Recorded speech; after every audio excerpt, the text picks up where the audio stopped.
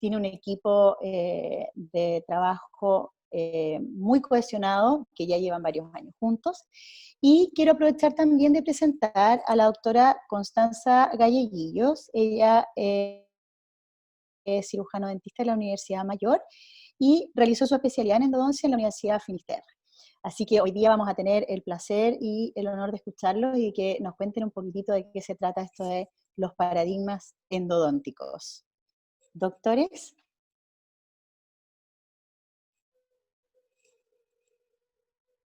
Si quieres, Vidal, podemos compartir pantalla y poner tu presentación.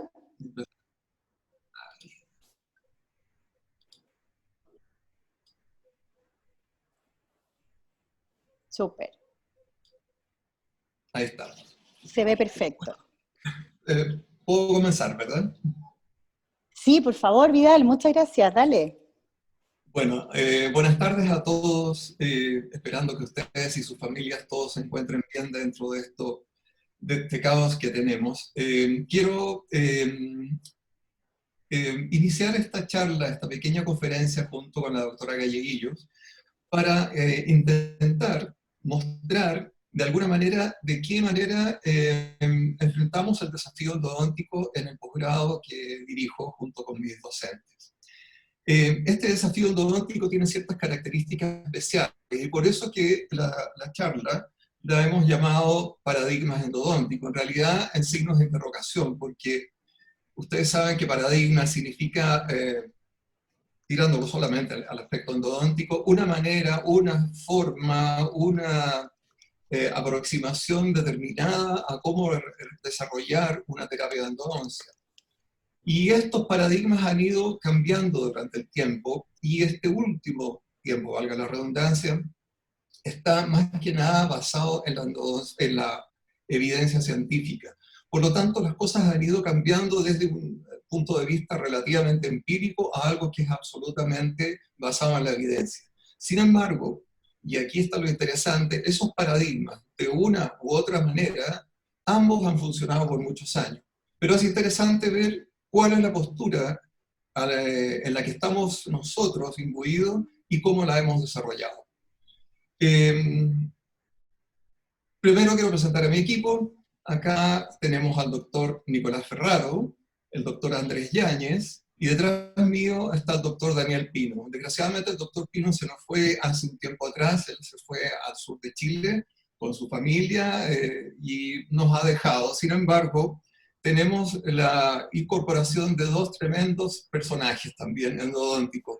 El doctor Cristian Chandía, también docente de la Universidad Mayor, y la doctora Constanza Galleguillos, que es nuestra representante femenina de esta asignatura de posgrado de la Finisterre. Bueno, primero quisiera definir rápidamente qué es lo que es la endodoncia, para saber de qué estamos hablando. Bueno, se define en general como la prevención y el tratamiento de la periodontitis apical. Bueno, es como si inmediatamente nos tiráramos a la parte última, a la patología última que tiene la pieza dentaria. Y esto es así, porque si nosotros hacemos todo lo posible para evitar que los microorganismos y los tejidos pulpares se lesionen y se infecten, evidentemente vamos a estar haciendo una prevención. Y esa prevención pasa por varias cosas. Pasa por cavidades operatorias que deben ser restauradas de forma adecuada, recubrimientos directos, indirectos, pulpotomías, etc. Es decir, todo aquello que prevenga la formación de una lesión apical. Y si esta se ha producido o ha habido una muerte ya de los tejidos pulpares, infectados o no, bueno, tenemos que hacer algo que es efectivamente el tratamiento de endodoncia. Ahora, el nombre de endodoncia nace más o menos por ahí por el año 1928 con este doctor norteamericano, Johnson, que por primera vez él define lo que es su trabajo, y ese trabajo es trabajar dentro del diente, de la pieza dentaria, y por lo tanto lo llama endodoncia. Sin embargo, evidentemente esta terapia es mucho más antigua, pero él es el primero que da este nombre como tal. Y si ustedes se fijan, fíjense que en el año 1939 este doctor ya hace unas endodoncias impresionantes, por unos instrumentos, unas limas que son tremendamente rígidas, de acero al carbón, Y sin embargo, logra resultados excepcionales. Bueno, vamos al presente. La endodoncia actualmente tiene varias etapas que vamos a ir analizando dentro del contexto de estas paradigmas que vamos a tratar de analizar. Y básicamente el fin último, aparte de tratar y prevenir estas lesiones apicales, es preservar y estabilizar la pieza dentaria. Es decir, ahí está el objetivo final de la intervención del endodoncista, previniendo la infección o reinfección. ¿Por qué? Porque si nosotros vamos a hacer una obturación de canales radiculares, de alguna manera tenemos que impedir que esto recurra nuevamente, que vuelva a producirse. Y no solamente termina con el tratamiento de los canales radiculares propiamente tal, sino que tenemos que lograr que el diente funcione y tenga la estética correspondiente. Es decir, tenemos que estar involucrados en la rehabilitación total de la pieza dental. Pero si entramos en la parte endodóntica propiamente tal, bueno, todo lo que nosotros hacemos al inicio, desde el diagnóstico, el acceso, la preparación químico-mecánica y la obturación del conducto, para tener un éxito tenemos que pasar por el control de la infección. El secreto de la endodoncia está en eso, y nada más que en eso. Si nosotros controlamos la infección desde el inicio, vamos a tener éxito sin duda. Incluso si las obturaciones fueran de muy mala calidad, si hemos controlado la infección, es muy probable que esto resulte. Dentro de las acciones que se definen como ortodoxas, no me las voy a saltar un poco, porque vamos a ir mostrando como saliéndonos un poco de estos paradigmas tradicionales. Entonces, lo primero que tenemos que hacer para poder controlar la infección es tener un buen acceso con un aislamiento apropiado. Es decir, que no haya filtración de saliva ni ningún contaminante desde la cavidad bucal al interior de la cavidad pulpar. Hacer una cavidad de acceso, como vemos acá, preservando las estructuras al máximo posible. Vamos a ver un poquito más adelante que las maneras de entrar al interior de la cámara pulpar tienen variaciones, sobre todo desde el punto de vista actual, con la investigación, con la evidencia que existe. Tenemos que hacer restauraciones coronarias previsorias. Muchas veces para hacer una endodoncia adecuada necesitamos hacer una obturación provisoria y a veces incluso definitiva que permita que nosotros trabajemos con seguridad en el interior. Siempre con muchos objetivos, pero el principal, controlar la infección, que no se nos pasen microorganismos al interior del diente. Otra etapa importantísima es la configuración morfométrica. ¿Esto qué significa? Que vamos a tallar el diente, le vamos a dar una morfología a ese diente por dentro, el conducto, con una metría, con unas medidas específicas, morfométrico, de tal manera que cuando coloquemos algo al final de nuestro tratamiento, un cono de gutapercha, por así decirlo, este calce perfectamente con lo que tallamos anteriormente. Por eso, configuración morfométrica. Sin embargo, esto está hoy día, con la evidencia que hay, también está un poco cuestionado porque hoy día hay instrumentos que permiten no tallar tanto como se ha estado haciendo hasta el día de hoy. Siempre vamos a pasar por un asunto de irrigación, porque la irrigación va a estar absolutamente relacionada prácticamente en todo el tratamiento con el hipoclorito de sodio. Y vamos a ver que también está relacionada con los microorganismos. Fármacos tópicos, que ahí nos salimos de los paradigmas tradicionales, por lo menos en lo que hacemos nosotros en nuestro posgrado. Ya lo vamos a ver. Y por supuesto, la obturación, que tiene distintos sistemas para trabajar. Ahora, entonces aquí empezamos por los paradigmas. ¿Cómo enfrentar el desafío endodóntico? Tenemos distintas filosofías y técnicas para trabajar. Si ustedes se fijan en lo que hizo en estos trabajos, por ejemplo, que ya tienen sus años, si se fijan, hay zonas que están en rojo y otras en verde. Bueno, las que están en verde son zonas que han podido ser abarcadas por los instrumentos endodónticos. Sin embargo, hay una gran cantidad de lugares donde estos elementos, estos instrumentos, no importa cuáles sean, no logran ingresar. Por lo tanto, tenemos que tomar ciertas medidas para lograr la eficiencia de este elemento, de esta terapia endodóntica. Acá tenemos lo mismo, tenemos un ápice radicular a 4 milímetros y tenemos el tallado, por así decirlo, morfométrico que hizo una lima endodóntica. Sin embargo, el canal radicular es oblicuo, es elíptico, y si yo quisiera abarcar todo esto con un elemento que está rotando, probablemente voy a perforar los sectores laterales de la raíz. Entonces, algo hay que hacer. Y ese algo que hay que hacer es trabajar sobre este lugar difícil, complejo, para meter lo antes posible, lo más prematuramente posible, una solución irrigadora, el hipoclorito de sodio, que pueda hacerse cargo de todas aquellas zonas donde los instrumentos nunca van a poder llegar. Entonces, de aquí vienen las controversias de cómo hacer, de cómo enfrentar esto. Existen dos formas básicas, diríamos yo diría que desde mucho tiempo atrás, que marcaron el hacer la endodoncia, que es lo que estamos viendo en este lado derecho. Instrumentos endodónticos al 2%, eso significa limas manuales, ¿no es cierto?, las que hemos utilizado habitualmente, y sobre todo desde pregrado, uno utiliza siempre limas de tipo manual, que trabajan sobre un canal radicular, y para lograr meter este hipoclorito lo más prematuramente posible, tenemos que hacer un gran tallado, una gran instrumentación del canal radicular, de tal manera que aquí pueda ingresar una aguja de irrigación con hipoclorito. Y por otro lado, tenemos lo opuesto.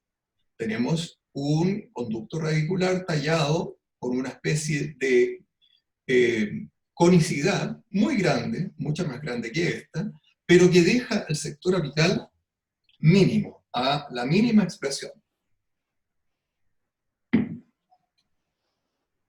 Entonces, si comparamos ambos elementos, por un lado tenemos lo tradicional, que es un taper más o menos una conicidad del 2%, y en cambio en este caso tenemos una gran conicidad que se abre hacia el coronario. Por otro lado, tenemos un diámetro en que se trabaja a grandes números, como 45, 50, 55, 60. Se talla esto de manera bastante importante, y en cambio este otro, la constricción apical se deja pequeñísima, y el taper es el que se encarga de abrir hacia coronario. Acá se hace un tope apical, se talla un tope apical de tal manera que los elementos de irrigación y obturación queden contenidos por este tope apical. En esta otra forma de trabajar, esta otra manera de enfrentar la endodoncia, dejamos la constricción apical prácticamente a nivel natural, no la tocamos, pero eso constituye la forma de resistencia para que los líquidos de irrigación no se los pasen a apical, y los elementos de obturación tampoco. Para lograr una forma adecuada de obturación, en este caso, utilizamos la compactación lateral, que es el gold standard que tenemos en la endodoncia, que ha producido, por supuesto, efectos espectaculares. Siempre ha funcionado la endodoncia gracias a esto. Sin embargo, en la nueva visión, en este otro paradigma, hablamos de una compactación vertical. Y esa compactación vertical básicamente está constituida por gutapercha termoplastificada, es decir, que está derretida, está plastificada gracias al calor. Y esto ha hecho que podamos hablar de que existen dos corrientes absolutamente opuestas, por así decirlo. Uno son los amantes pulpares, y los otros los bárbaros apicales. Nosotros en nuestro posgrado nos inclinamos por ser más abrutados, bárbaros apicales, pero vamos a hablar por qué. Porque para esto hay mucha evidencia. El amante pulpar siempre utiliza, sí o sí, 2 sesiones. Siempre tienen que ser mínimo 2 sesiones o más. Y va a colocar hidróxido de calcio en el interior del conducto radicular como un medicamento para controles bacterianos, o como un medicamento para eliminar la inflamación o controlar la inflamación. En cambio, el bárbaro apical intenta, hasta donde sea posible, trabajar en una sola sesión. Motivos hay varios, pero no me quiero extender para no alargar la sesión que estamos teniendo. Segundo, en ambos casos hoy día se trabaja con localizador electrónico apical, pero el amante pulpar, si ustedes se fijan de la medida que tiene, que logra al ubicar la constricción apical, se retira 1 milímetro o se retira incluso 2 milímetros. En cambio, el bárbaro apical o trabaja en la constricción apical misma, o sea, donde encuentra la puntita del conducto dentinario, o se retira 0,5 milímetros o máximo 1 milímetro, pero no más allá de eso. El taper igual o el conicidad, lo mismo que vimos antes, es al 2%, en cambio acá 4 o más. Tenemos un ensanchado grande, que es lo que vimos en la diapositiva anterior, y acá el ensanchado apical mínimo. Tope apical, ya lo vimos, y acá la constricción apical intacta. Se trata de no tocarla hasta lo que sea posible. Esto hace entonces de que la preparación químico-mecánica, la instrumentación y la irrigación, en este caso, no puede ser sobreextendida, porque tenemos un tope apical donde va a estar contenido los líquidos o la gutapercha. En cambio, en este otro caso, hay una diferencia enorme. Se utiliza una cosa que se llama patency file. File es lima y patency permeabilidad. Una lima que va a pasar constantemente más allá de la constricción apical que determinamos con el localizador electrónico. Tal como dije antes, compactación lateral, en este caso compactación vertical. Por supuesto que la obturación del canal radicular va a quedar corta, es decir, va a quedar contenida en este tope apical, y en este caso está permitido hasta cierto punto sobre obturar, y eso se llama PAPS, pero estos PAPS no son con gutapercha, son con cementos de obturación de conductos radiculares, y tienen como finalidad tratar de abarcar a todas aquellas zonas donde no alcanzamos a instrumentar, deltas apicales, conductos laterales, etc. Bueno, y para finalizar con esto, los representantes más característicos son Karel Angeland, endodoncistas de Europa del Norte, básicamente. Ellos siguen muy en esa tónica. Y en los bárbaros apicales esto nace con Childer, un endodoncista norteamericano. Ambos como que marcaron un terreno absolutamente distinto. Y esto se ha ido produciendo, se ha ido manteniendo, dejando dos posturas bastante complejas, más o menos antagonistas absolutas. Pero nosotros tenemos que rescatar que ambos tienen cosas buenas, y de ahí entonces que los paradigmas no sean absolutamente precisos. Son permeables, trasladables. Acá tenemos simplemente un rápido ejemplo para mostrar lo que hace un bárbaro apical, que ustedes ven, que ha rellenado un delta apical, incluso extravasado cemento. Acá tenemos lo mismo.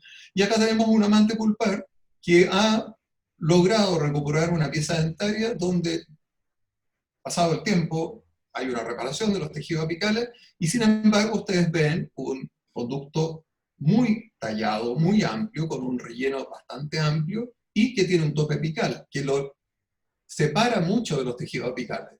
La gran diferencia con esto que estamos viendo acá.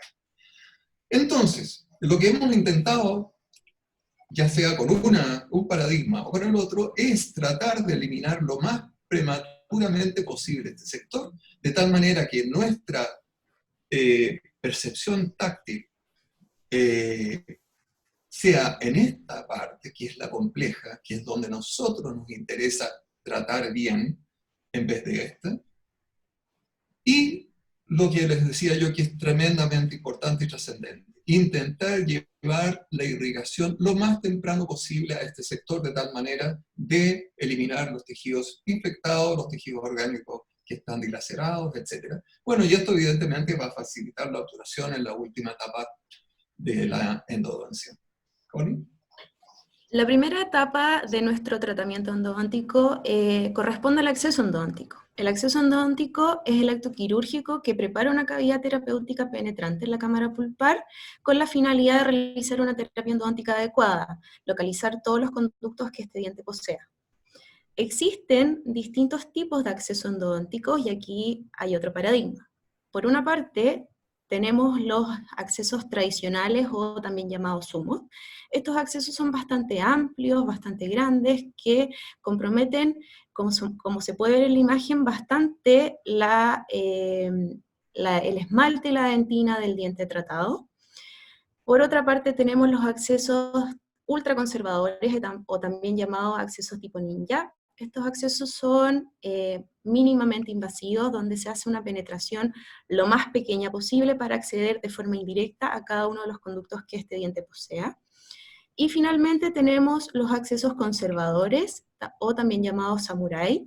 Estos accesos son realizados con el desgaste mínimo posible para realizar el acceso de forma directa a cada uno de los conductos sin desgastar de forma excesiva la dentina. Acá tenemos el estudio Plotino, en donde se realizó el estudio de la resistencia a la fractura de los dientes endodónticamente tratados, con los distintos tipos de accesos que nosotros podemos realizar. Por una parte tenemos en la imagen A, los accesos tradicionales en donde se ve un gran desgaste, sobre todo en la dentina pericervical. Luego tenemos los accesos de tipo B, que sería el conservador, y el tipo C, que sería el ultraconservador. Este estudio demostró que la resistencia a la fractura, al realizar los accesos tipo conservador o ultraconservador, aumenta significativamente la resistencia en comparación a los accesos de tipo A, o sea, los tradicionales. Sin embargo, no existe una diferencia significativa entre realizar un acceso conservador o ultraconservador. Este estudio se realizó considerando la periferia del 100% del diente.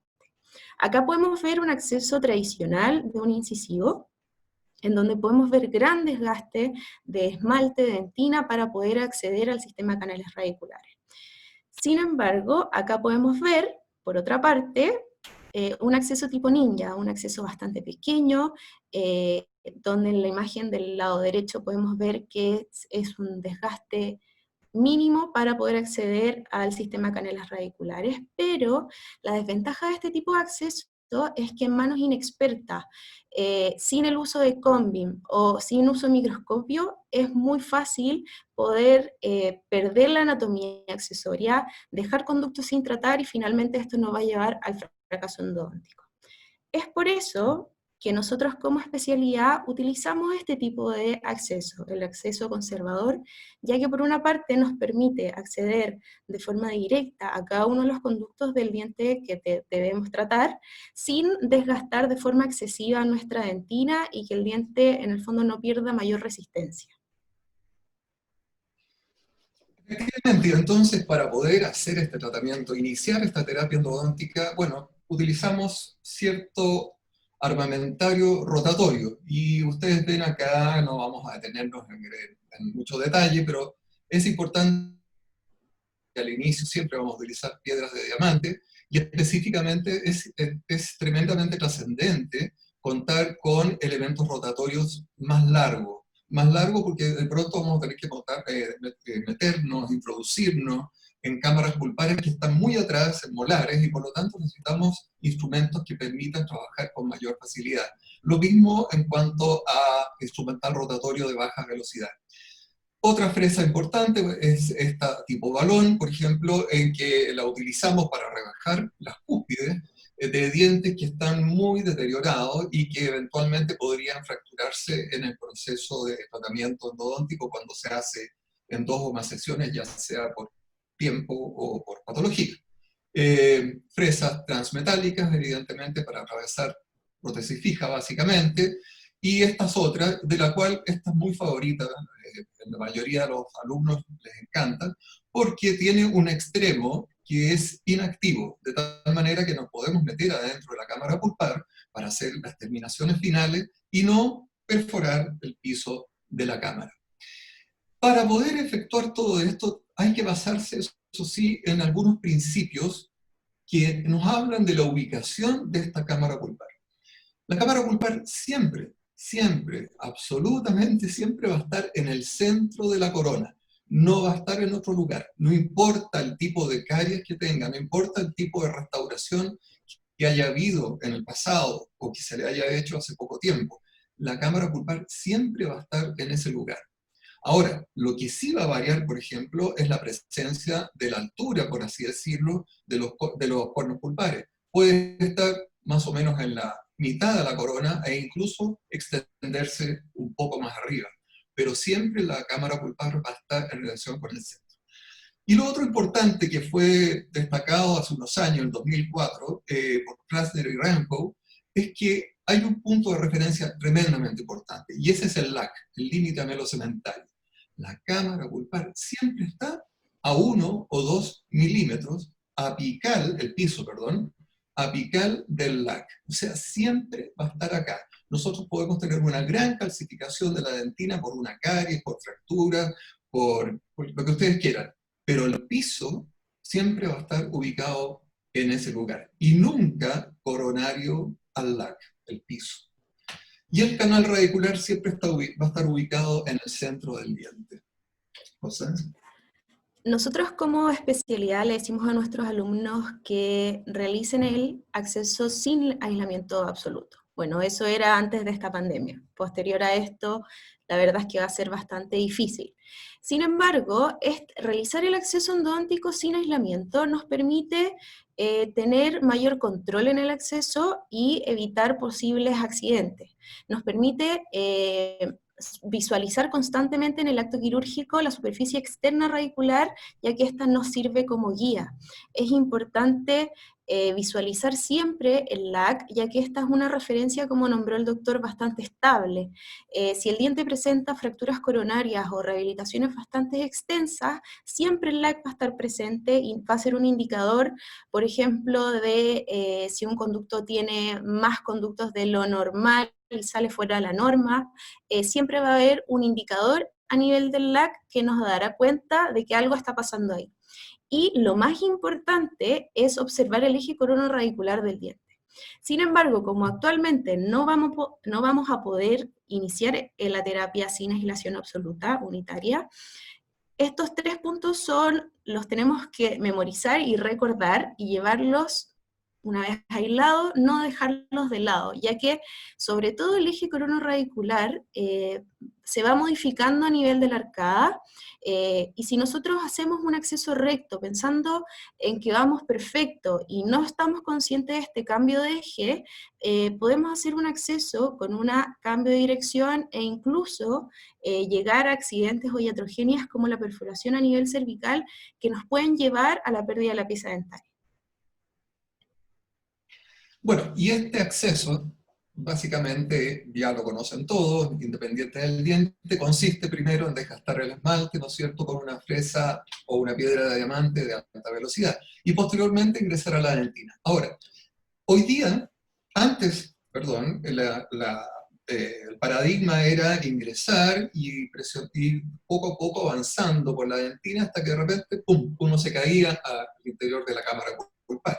Hoy día no se hace así. El paradigma dice que es mejor pincelar la dentina suavemente, irla pincelando, de tal manera de ir lentamente acercándonos al techo de la cámara pulpar, hasta que evidentemente esta se haga prácticamente transparente, y con un explorador o una sonda de caries presionemos levemente y nos caigamos en forma manual al interior de la cámara pulpar, y no como antes, que a uno intentaba ingresar de una sola vez. Una vez que hemos ingresado, vamos a hacerlo muy rápido esto, porque no es la idea hablar mucho sobre este tema. Una vez que hemos ingresado, se lava la cámara pulpar, se seca y se observa. Y muchas veces, vamos a ver, porque lógicamente hemos ingresado hasta interior, pero todo esto va a quedar un poco defectuoso, tenemos que hacer algunos desgastes de terminación. Y estos desgastes de terminación pasan por esta fresa endoseta que ya les hablé anteriormente, de punta inactiva, para que no perforemos el piso de la cámara pulpar. Y además, estos elementos de ultrasonido, por ejemplo, aquí está el StarTex número 3 de Dentsply Sirona, que sirven para hacer pequeñas delimitaciones y terminaciones, afinación, mejor dicho, de los bordes de la cavidad de acceso de la endodoncia.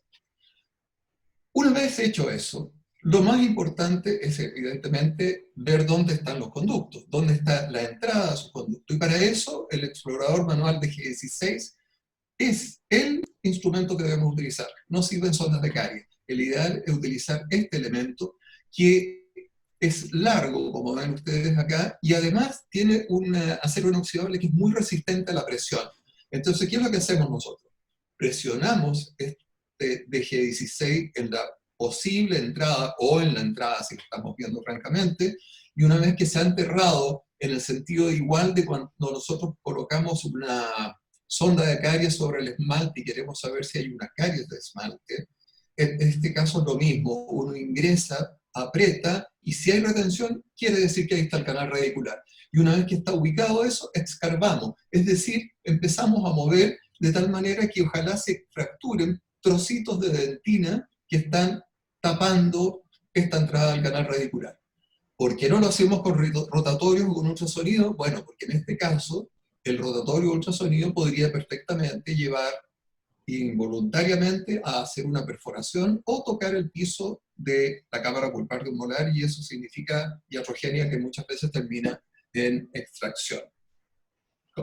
Una vez localizados los conductos en la cámara pulpar, debemos hacer una exploración preliminar de cada uno de ellos.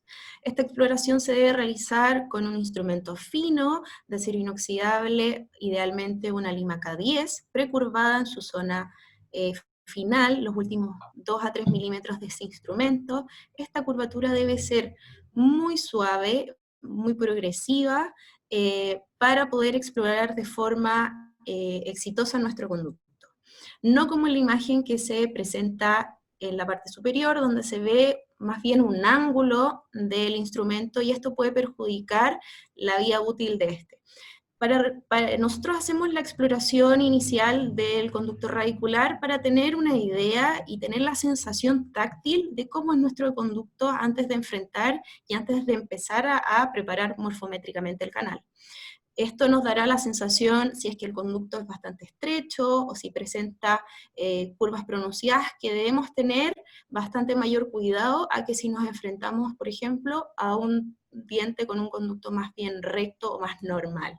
Esta exploración nosotros la debemos realizar con bastante lubricante. Este lubricante nos va a permitir explorar el conducto libre de presiones, que simplemente el instrumento fluya a través de este, y a su vez nos permite que no impulsemos los tejidos orgánicos hacia la zona apical.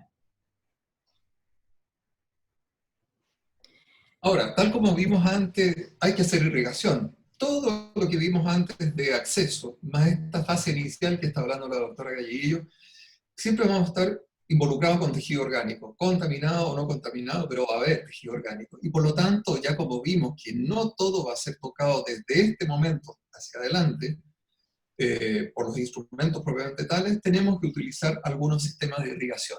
Y esto se hace con hipoclorito de sodio al 5,25%. Existen también ahí paradigmas que hablan de que tiene que ser al 1, al 3, etc. Pero la evidencia internacional habla mayoritariamente en porcentaje de que tenemos que utilizar un hipoclorito de alto poder para efectuar ciertas maniobras que vamos a ver en un poquito más adelante. Y la forma de utilizar la irrigación es irrigar, utilizar la lima fina número 10 que acabamos de ver y volver a irrigar. Esto es algo que hay que hacer constantemente en todo el tratamiento, en cada canal, en cada conducto que vayamos a tratar, y después de cada vez que pasemos cualquier tipo de instrumento, manual o rotatorio, siempre hay que hacer esta maniobra: irrigar, instrumento fino con el patency, que ya lo vamos a ver en más de detalle, e irrigar nuevamente.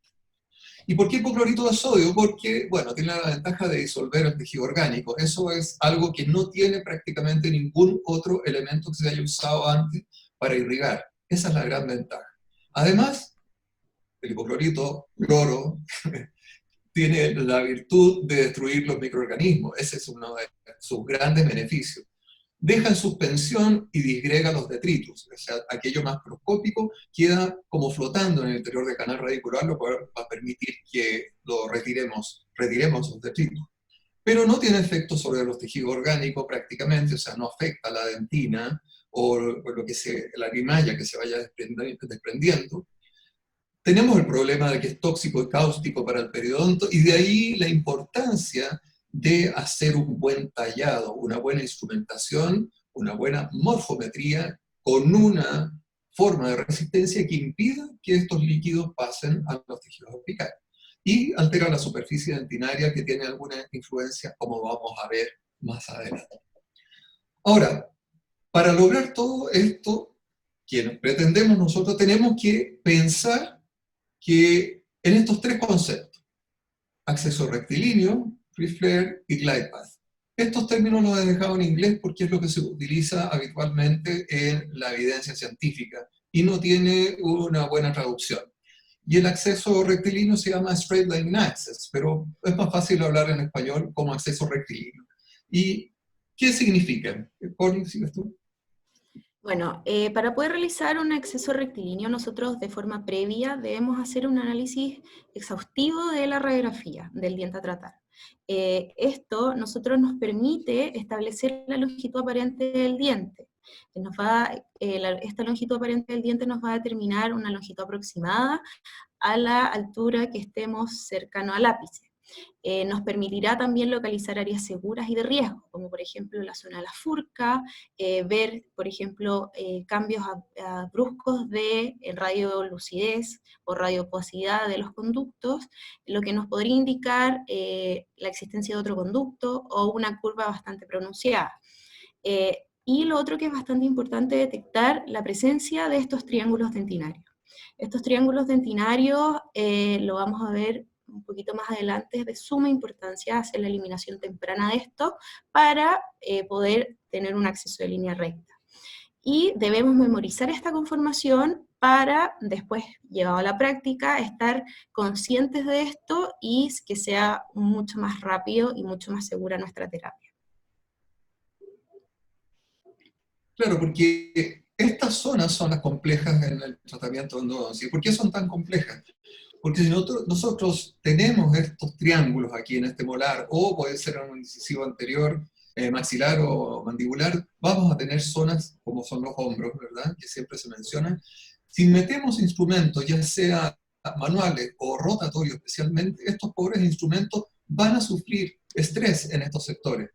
Se van a flectar y deflectar constantemente, lo cual, si eso es repetido, va a llevar a que el metal del instrumento se fatigue, y fatiga significa finalmente ruptura del instrumento, se va a fracturar. Y por otro lado, tenemos esta zona. Por ejemplo, acá es muy fácil de identificar que hay una entrada de canal radicular, pero acá no. Entonces también hay que retirar este triángulo para ver lo que hay aquí abajo, en ese surco subpulpar, porque probablemente ahí puede haber, o sea, va a haber otro conducto y podría incluso haber un tercer conducto que no estamos viendo.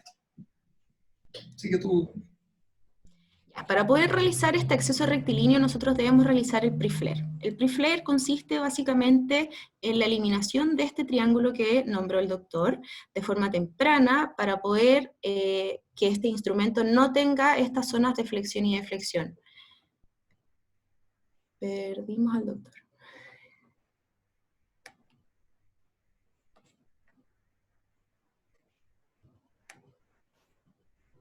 ¿No ha vuelto? Sí, el doctor ha vuelto, pero está intentando perfecto. iniciar nuevamente. Muchas gracias. Ya, si no... Sí, está iniciando Connie. Perfecto. Tuvimos se nos cayó un segundo el doctor, bien. pero ya volvió. Está bien, está bien. Sí, vamos a darle el audio. Ahí. Sí. Y aprovechamos de Ahí vamos a seguir. Ahí te recuperamos, Vidal. Sí. Sí. Bueno, habíamos quedado ahí. Sí, que para poder realizar este acceso rectilíneo es fundamental realizar esta etapa que se llama pre-flare, que consiste, como ya había mencionado anteriormente, eliminar este triángulo de forma temprana. Nosotros tenemos que realizar el acceso pensando no en el ápice, pensando en el ápice y no en el orificio de entrada del conducto. Nosotros debemos realizar nuestro acceso pensando en llegar lo más recto que podamos, dentro de lo posible, a la zona apical, que es la zona más conflictiva, más dificultosa de poder limpiar y desinfectar. Para eso nosotros debemos alinear el vértice cuspidio con el orificio de entrada, con el foramen apical. Y con esto, al eliminar este famoso triángulo que se forma en la entrada del conducto radicular, podemos acceder de forma más recta en los conductos, sobre todo en los conductos mesiales de los molares inferiores o mesiovestibulares de los dientes superiores, por ejemplo.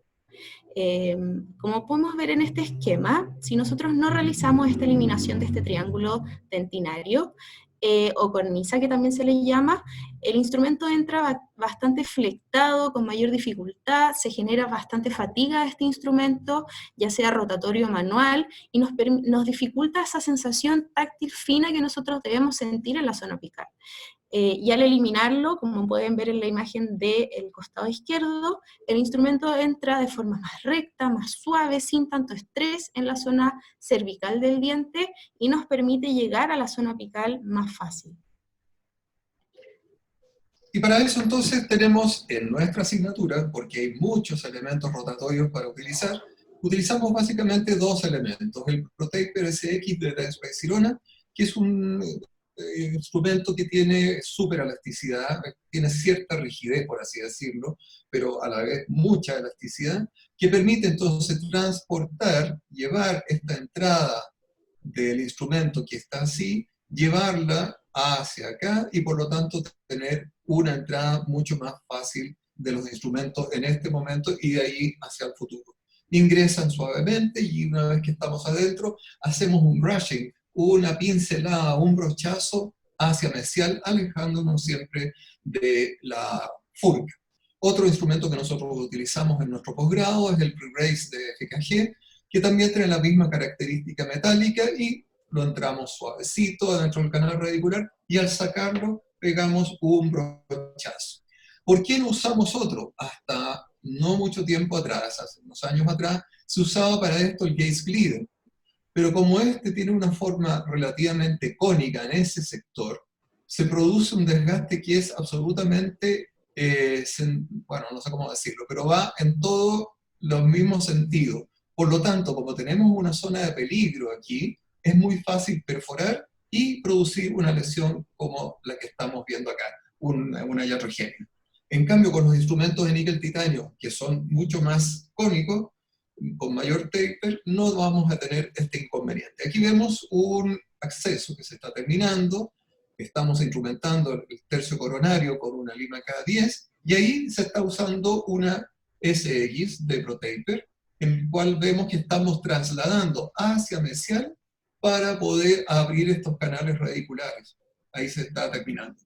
La imagen que estamos viendo se ve seca porque tiene una finalidad didáctica, no es porque se trabaje así. Siempre hay que trabajar, como les dije yo, con abundante y poco clorito anteriormente.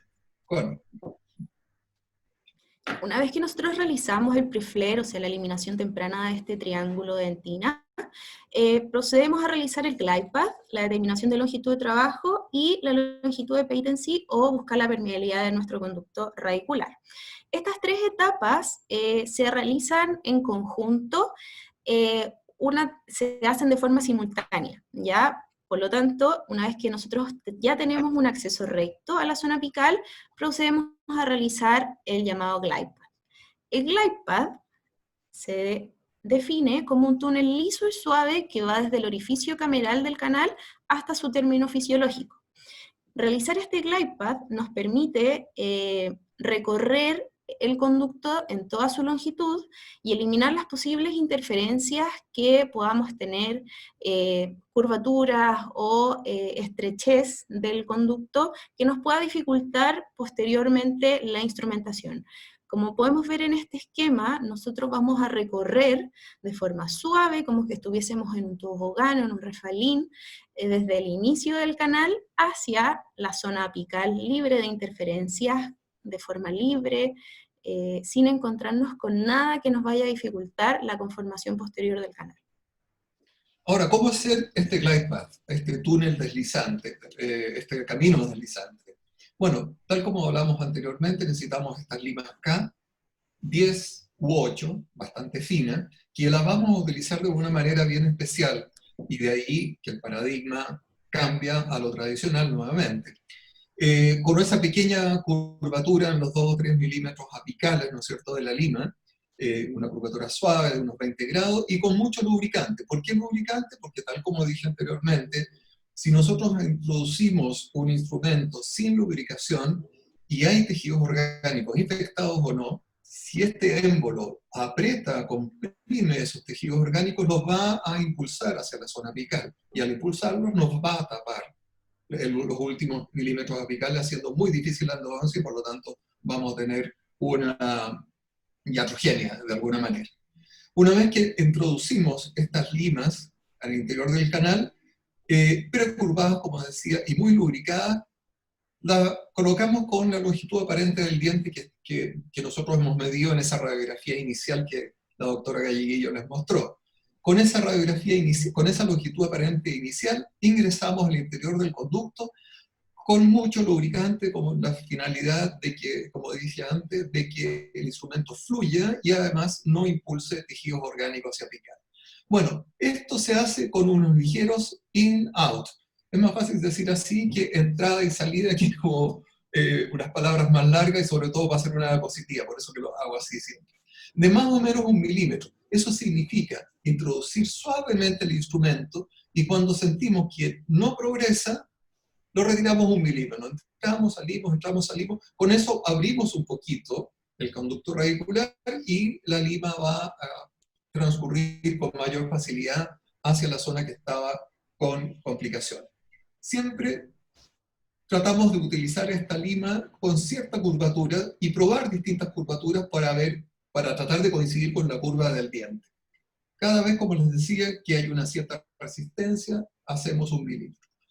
Como teníamos la longitud aparente del diente, nosotros sabemos más o menos dónde va a estar ubicado, y aquí no me voy a detener mucho porque esto sería solo para una charla. Cuando llegamos más o menos a la longitud aparente del diente, tenemos que lograr la constricción apical. Cuando logramos esa constricción apical, la establecemos a través de la lectura del localizador electrónico. Y eso, para nosotros, es colocar este instrumento para que llegue exactamente a la constricción misma, tal como está puesto acá, y en el localizador siempre se manifiesta con el 0.0 o en algunos que digan apex, pero tiene que ser en ese punto. Ahí verá el terapeuta, el endodoncista, si se queda a trabajar en ese sector o va a retirarse medio milímetro, 1 milímetro o 2 milímetros si es amante pulpar. Junto con haber logrado la constricción apical, aquí viene lo otro especial de este paradigma de bárbaro apical, la lima de pasaje. Establecido esto, impulsamos nuestra lima un poco más allá, y eso es el patency. Y eso es, hasta hace poco tiempo atrás, y todavía en algunas especialidades, se dice que es un pecado mortal, es decir, algo que no hay que hacer. No hay que hacer. Pero ¿cuál es la finalidad? Dejar esta constricción apical siempre libre, siempre limpia, sin tejidos orgánicos, sin ese colágeno pulpar que nos puede tapar, sin limallas dentinarias, y por lo tanto poder limpiar efectivamente esto. Si nosotros se nos tapona esa constricción apical, no vamos a poder lograr la longitud de trabajo verdadera, y acá se va a producir un tejido, va a quedar un tejido que perfectamente puede estar lleno de microorganismos, y por lo tanto la endodoncia va a ir al fracaso. Connie. Las ventajas de realizar la lima pasaje o el patency file, como nosotros le decimos, es conservar intacta la constricción apical. Los bárbaros apicales, una de las premisas es no tocar la constricción apical, y realizar constantemente, buscar la permeabilidad del conducto nos permite eso. A su vez, no perder la longitud de trabajo por taponamiento, y previene las iatrogenias justamente por taponamiento o pérdida de la permeabilidad del conducto radicular. Nos asegura la permeabilidad de este, y funciona cuando nosotros ingresamos o hacemos el IN, funciona como un potenciador del hipoclorito de sodio. Esto funciona a través del rompimiento de la burbuja que se genera en la zona apical al irrigar, y al hacer el retiro del instrumento, succiona todo este hipoclorito que es nuestra zona de peligro en el fondo. Y a su vez, al utilizar la lima pasaje, nos permite el ingreso retrógrado de todos los exudados que pudiesen haber en la zona apical. Es así entonces que una vez que hemos logrado la constricción apical, hemos leído que está ahí, hemos instrumentado acá, hemos hecho patency, hemos avanzado 0,5 a 1 milímetro más allá, debemos tratar de que la lima quede absolutamente suelta, es decir, que tenga más o menos un movimiento de 5 milímetros absolutamente libre. Y a eso le llamamos el glide path reproducible, es decir, que nosotros vamos a meter un instrumento y este va a entrar fácilmente. Por ejemplo, aquí hay una lima 10 que no quiere entrar más allá porque el conducto debe ser muy estrecho. Entonces, ¿qué hace el operador? Busca una 8, si se fijan, va buscando pequeños movimientos para poder ingresar.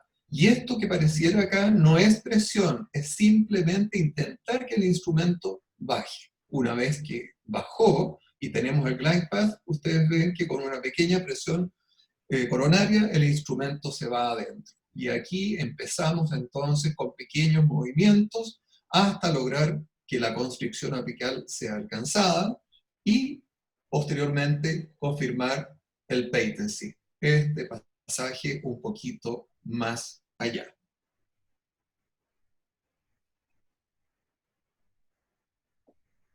Finalmente, cuando ya tenemos esto libre, el instrumento se empieza a mover más o menos 5 milímetros de entrada y salida. Con eso estamos seguros del que el conducto está abierto, libre, y por lo tanto podemos pasar a la siguiente etapa, sin olvidar siempre de haber hecho el patency. ¿Connie? ¿Sigues tú? Una vez que nosotros tenemos este glide path manual reproducible, debemos continuar con nuestro glide path mecanizado. Este glide path mecanizado se hace con distintos instrumentos dispuestos para esto. Dentro de los instrumentos de níquel titanio tenemos los instrumentos de nitinol austenítico. Los instrumentos de nitinol austenítico tienen la característica de ser superelásticos. Al ser superelásticos y tener en el fondo también una cierta rigidez, nos permite recorrer el conducto sin la rigidez propia, por ejemplo, de un instrumento de acero inoxidable. Como podemos ver en el video, si nosotros presionamos y ejercemos presión sobre este nitinol austenítico o superelástico, este instrumento tiene la capacidad de formarse, pero si nosotros retiramos la carga, vuelve a su forma original.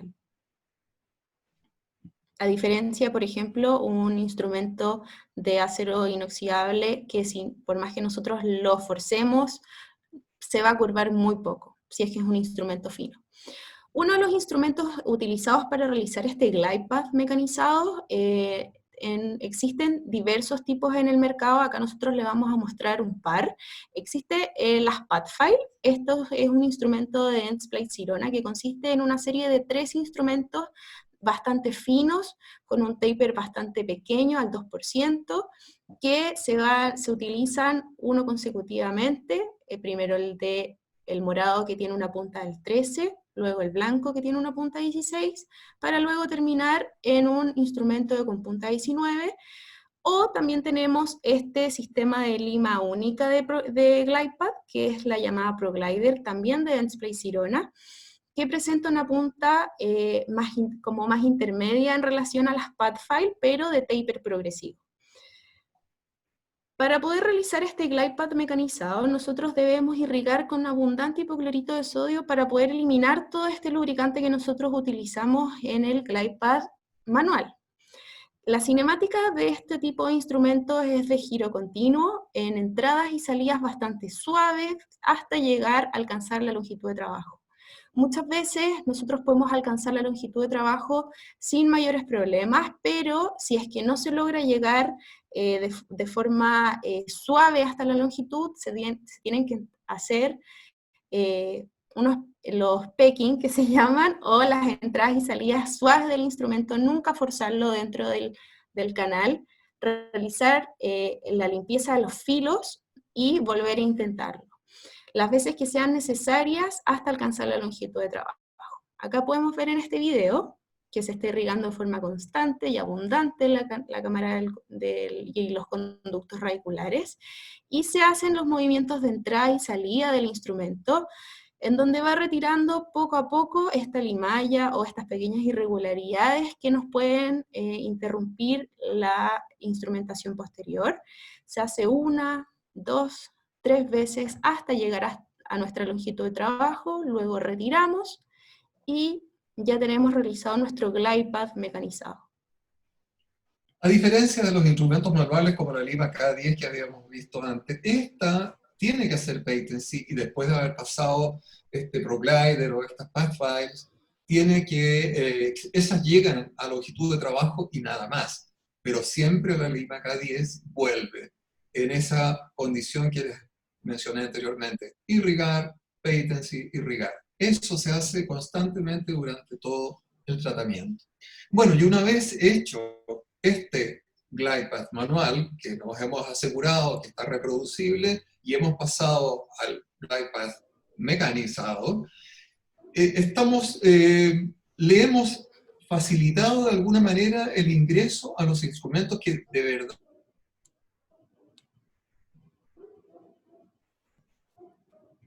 van a conformar. Y por quienes son más gorditos, pueden fracturarse. Entonces le hemos aliviado, le hemos hecho este sendero deslizante, este glide path, a estos instrumentos de tal manera que puedan funcionar de mejor condición.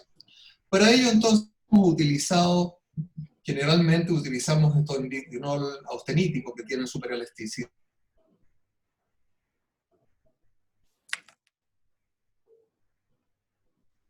Pero para esto significa que esa lima la podemos doblar previamente y ya no va a tener la superelasticidad que vuelve, sino que queda permanentemente deformada. Si metemos una lima de estas características adentro de un canal radicular, que es curvo, la lima, como es blanda, es adaptable a las curvas, permanece así y no tiende a romperse ni a transportar o deformar el conducto en el interior. Así que habitualmente hoy día estamos intentando utilizar estos nitinoles martensíticos. Acá tenemos, por ejemplo, unas limas martensíticas predeformadas y que si le ponemos agua caliente, ustedes ven que vuelve a su forma original. Ese es un nitinol martensítico, que hoy día está entrando fuertemente, independiente de que los austeníticos también se pueden utilizar, pero esto básicamente es lo que estamos promoviendo hoy día. Sigue nomás tú. Nosotros como especialidad hacemos que nuestros estudiantes prueben todos los sistemas que existen en el mercado. Sin embargo, acá nosotros, por un tema de tiempo, le vamos a presentar uno para poder demostrar cómo se realiza la instrumentación con este tipo de sistema. Este tipo de sistema es el Wave One Gold, es un sistema reciprocante de Dentsply Sirona. Dentsply Sirona lo llama como un sistema único de conformación, es decir, utiliza una sola de estas limas para realizar la conformación del canal radicular. Por lo general se utiliza en casi la mayoría de los tratamientos la Wave One Gold Primary, que consiste en una lima con su punta al 25, con un taper al 7%. En casos que el conducto radicular sea bastante estrecho o tenga una curva bastante pronunciada, nosotros debemos utilizar el Wave One Gold Spool, que es una lima bastante más fina, de 20 en su punta, de diámetro 20, con un taper al 7%, para luego terminar, por lo general, en una lima 25. Si nos encontramos en un conducto, por ejemplo, en un conducto distal o un conducto palatino de un molar superior, lo más probable es que nuestra lima, la primary, no pueda desgastar de forma eficiente en la zona apical y debemos terminar con una lima medium o con una lima large, dependiendo del canal que nosotros estemos tratando. Aquí en este video es solamente para demostrarles que adentro de este canal radicular vamos a introducir este Wave One Gold, que es reciprocante, es decir, no tiene giro continuo, sino que va en determinados ángulos hacia un lado y hacia otro. Y una vez que empieza a tener contacto con la pieza dentaria, con el canal radicular, retira la limalla dentinaria. Sacamos el instrumento, limpiamos los filos y hacemos irrigación, patency e irrigación nuevamente. Volvemos a introducir este instrumento, reciprocando, hasta que llega a contactar las paredes dentinarias. En ese momento empieza a cortar y a llenarse de limalla dentinaria. Una vez que no avanza más, lo pasamos 2, 3, 4 veces, no más de eso, lo retiramos, limpiamos los filtros, hacemos irrigación, patency y volver a irrigar en el interior del canal, y probablemente, en la mayoría de los casos, en una tercera pasada del instrumento, este vuelve a ingresar hasta que llega a la zona de longitud de trabajo. Algo que no dije anteriormente, todos estos instrumentos, los de glide path rotatorio o este o cualquier otro, una vez que llegan a longitud de trabajo, se retiran y no vuelven a pasar. No se llega más allá de la longitud de trabajo. El patency solamente es la lima 10. Y aquí vemos que este canal ha sido tratado, instrumentado, está amplio, y vemos las limallas dentinarias que han quedado entre medio de los filos. Bueno, si necesitamos hacer una segunda sesión, siendo bárbaro apical, vamos a tratar de hacer una, pero si no podemos por tiempo o porque la patología de la pieza dentaria no lo permite, vamos a tener que colocar algo provisorio en la superficie, en la corona del diente. Y aquí viene el otro dilema: ¿usamos o no usamos hidróxido de calcio? Paradigma antiguo, sí. Amante pulpar, sí. Nosotros, no. Y esto lo hacemos mediante lo siguiente. Dejamos en el tercio cervical de la pieza dentaria hidróxido de calcio, que es una barrera química, y sobre este algún hemidrato como fermin, coltosol, etc. Y encima de esto un ionómero vitrio, de tal manera de darle cierta resistencia frente a las fuerzas mecánicas de masticación. Porque hemos visto, o hay mucha evidencia, de que si se coloca hidróxido de calcio, este no va a poder ser retirado en forma adecuada. Por ejemplo, aquí ven ustedes dos piezas dentarias que han sido totalmente instrumentadas, los canales ya se ven anchos.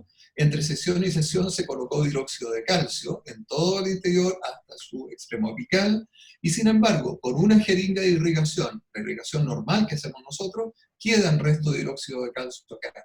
Y si utilizamos ultrasonido, que es tremendamente efectivo para eliminar detritus del interior del canal radicular, tampoco vamos a poder retirar el hidróxido de calcio.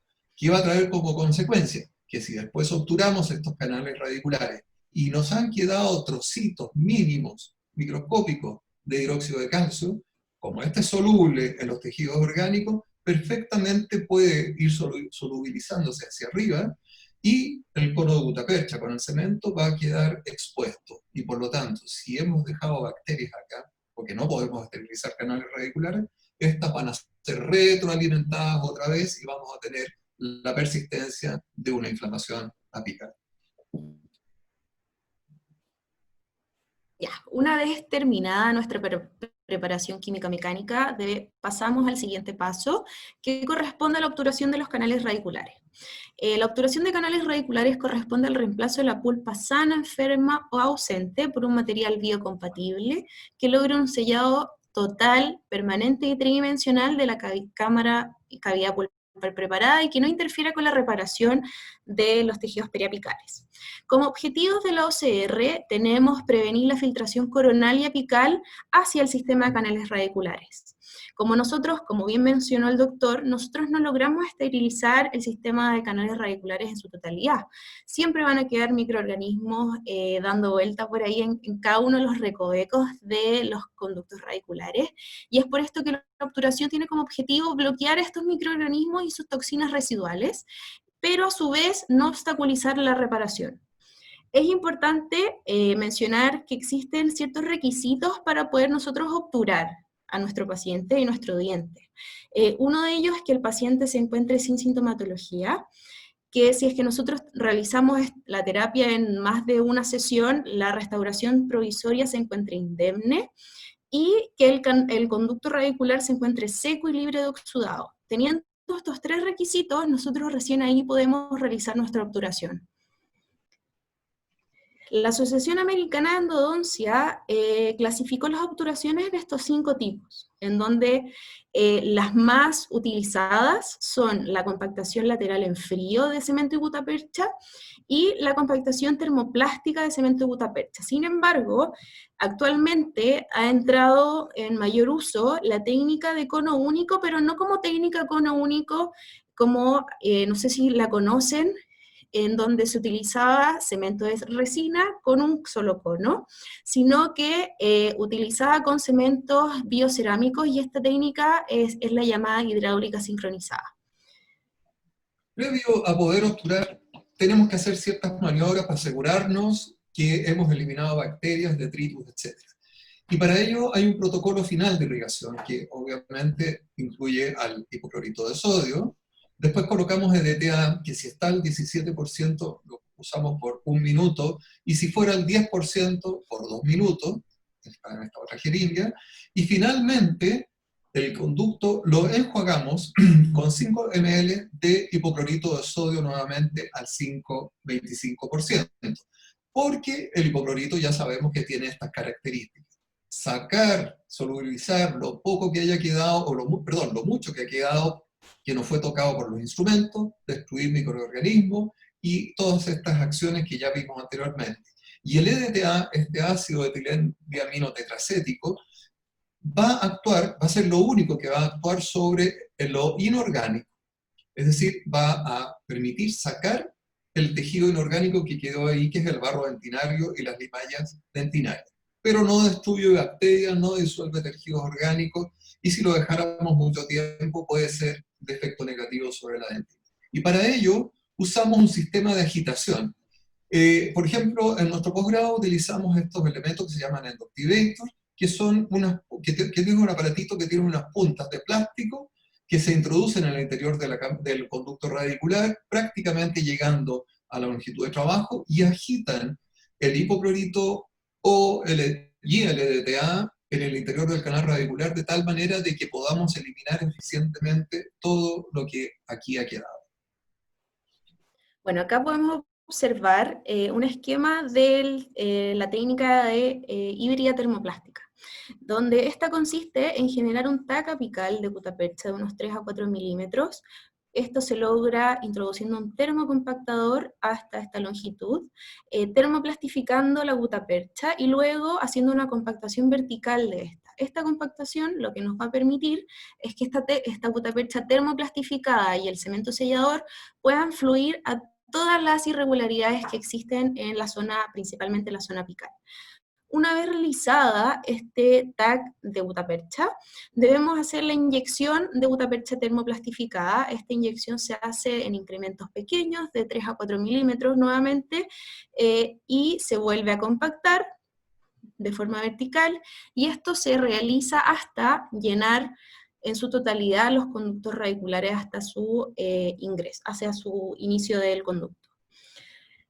Nosotros como especialidad utilizamos mayormente la técnica de obturación termoplástica, y la utilizamos debido a que al realizar la obturación termoplástica nosotros termoplastificamos la gutapercha y queda como una sola masa que permite obturar y rellenar cada una de las irregularidades, y que el cemento simplemente fluya a llenar las zonas donde la gutapercha no es capaz. A diferencia de, por ejemplo, en la imagen superior que tenemos al lado izquierdo, de la técnica de compactación lateral. Esta técnica, si bien es una técnica bastante antigua, que ha funcionado por bastantes años, es una técnica que deja a los conos de gutapercha separados unos de otros, y no funciona como una masa sólida que está unida solo por cemento. Y como podemos ver en este diagrama, el del medio, podemos observar cada uno de los conos de gutapercha utilizados de forma separada, y estos no son capaces de rellenar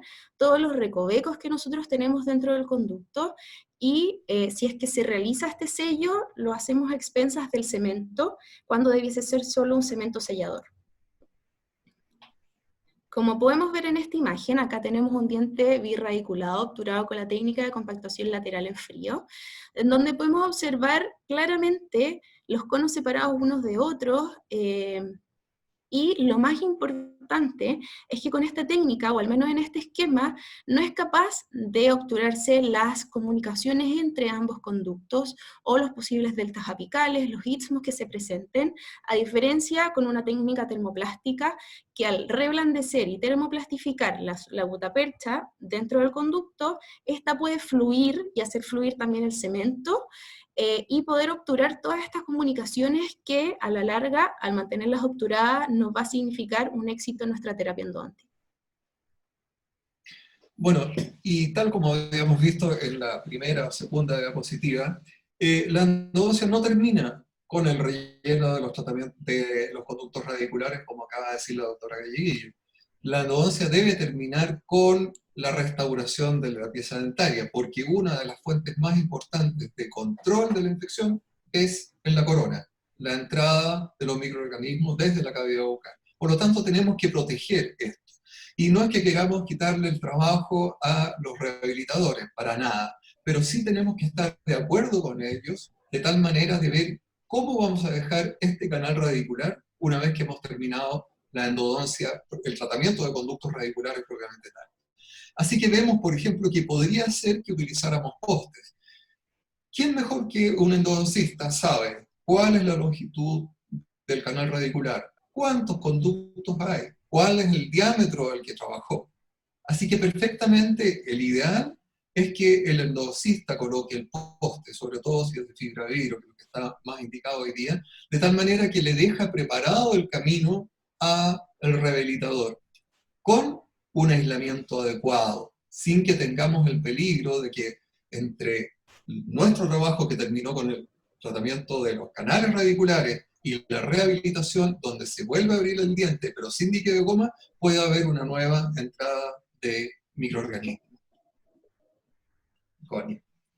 Bueno, acá tenemos un caso del doctor Cristian Chandía, en donde nosotros podemos ver un diente unirradicular con una lesión apical bastante extensa en la radiografía previa. Luego tenemos su radiografía de control de obturación, en donde podemos ver un relleno bastante homogéneo y una extravasación de cemento hacia la zona apical. Luego, en el control de los 2 años y medio, ya podemos ver una franca reparación de la zona apical, y esta extravasación ya está más pequeña. Y ya al control de los 5 años podemos observar que hay una completa indemnidad de la zona apical, por lo tanto fue un caso exitoso, y este cemento, si bien aún está ahí, y no interfiere en la reparación, como ya lo pudimos ver, está más pequeño. Es por eso que es súper importante realizar los controles clínicos y radiográficos de nuestros pacientes. La endodoncia no termina una vez que nosotros vemos al paciente a los 7 días post-obturación, el paciente se encuentra asintomático y se va para el rehabilitador, sino que nuestros pacientes nosotros los debemos controlar, como ya mencioné, clínico y radiográficamente, para determinar el éxito o fracaso de nuestra terapia. Para esto el diente se debe encontrar asintomático y funcional en boca, con signos radiográficos de salud periapical o signos de reparación.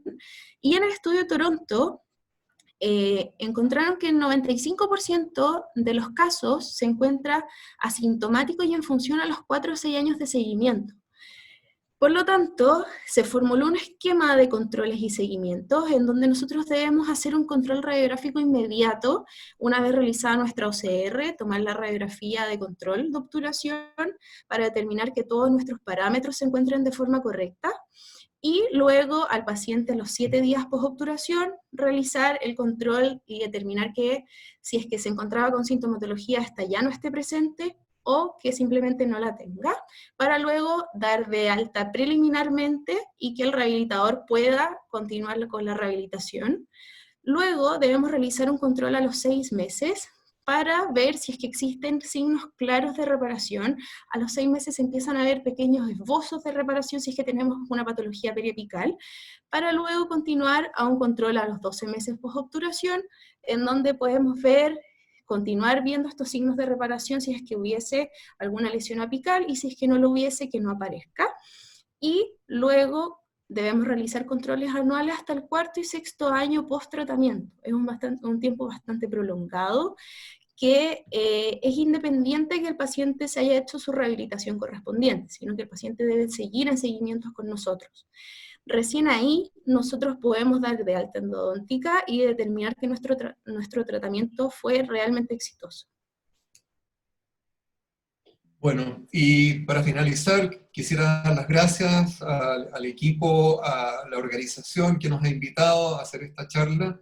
Espero que haya sido clarificadora de que los paradigmas han ido cambiando con el tiempo. La evidencia es lo importante de cómo vamos a hacer nuestra terapia endodóntica. No basarnos en cosas empíricas, sino que siempre ir a la ciencia.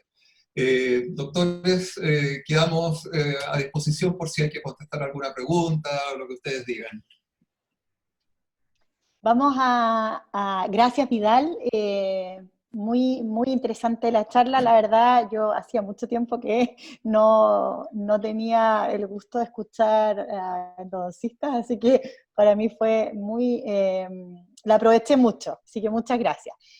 Vamos a darle el paso a la doctora Luca Becci porque vamos a pedirles que hagamos un Mentimeter, ¿ya? Y de ahí vamos a pasar a las preguntas. Doctora Luca Becci, ¿estás por ahí? Hola, sí, estoy aquí. Voy a compartir mi pantalla para que podamos realizar un pequeño Mentimeter. Aquí va.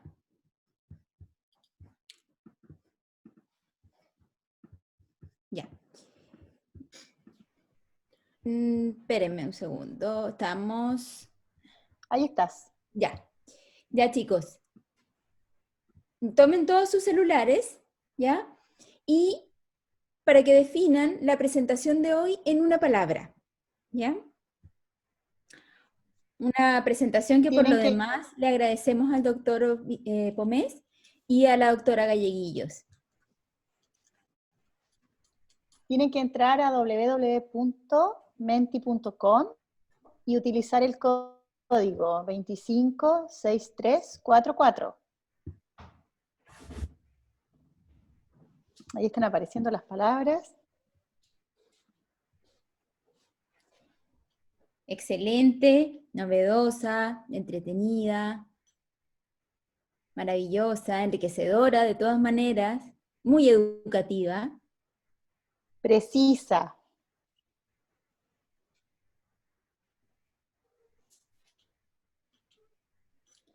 ¿Verdad? Todas palabras de mucho apoyo y y muy buenas, muy bonitas.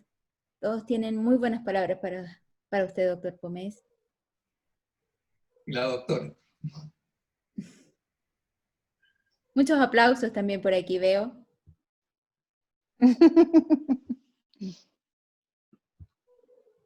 Fructífera pusieron también en el chat. Linda palabra.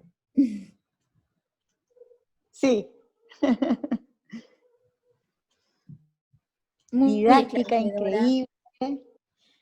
Aprovecho también para que vayan preparando sus preguntas, que vamos a abrir muy lueguito vamos a abrir el espacio para las preguntas, ¿ya?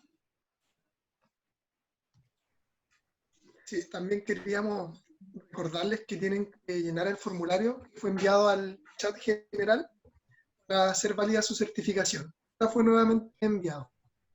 Ya. Gracias. Voy a dejar de compartir pantalla y los dejo con la doctora Villini nuevamente. Pueden seguir opinando porque la doctora Luca Becci va a recibir siempre en el código que estaba anteriormente. Los que no hayan podido ingresar su palabra pueden seguir haciéndolo, ¿ya?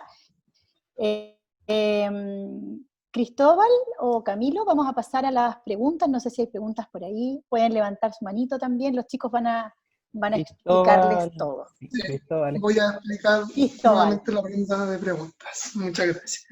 Quiero agradecer igual nuevamente al doctor Vidal Pomés y a la doctora Constanza Galleguillos por la excelente charla. De verdad que estuvo muy buena para todos. Y vamos a comunicarles la dinámica de la ronda de preguntas. Y vuelvo a recordar que se inscriban al link que ha sido enviado varias veces al chat general para que hagan válida su certificación. Ya. La ronda de preguntas. Los que quieran hacer preguntas mediante voz, tienen que solicitar el micrófono. Para eso deben levantar la mano virtual y un encargado de soseo les va a activar el micrófono y dar la palabra. Miren, en el extremo inferior de su pantalla van a encontrar una casilla que dice participantes. Al hacer clic en ella, se va a abrir un menú a mano derecha. Dentro de ese menú aparece la opción levantar mano. Entonces hacen clic en ese ítem, van a estar levantando la mano, va a ser activada por uno de los moderadores para que puedan realizar su pregunta vía voz.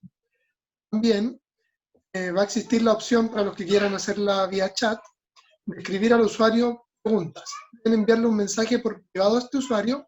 También un moderador de Soseo UFT va a leer las preguntas para que también puedan llegar a los expositores.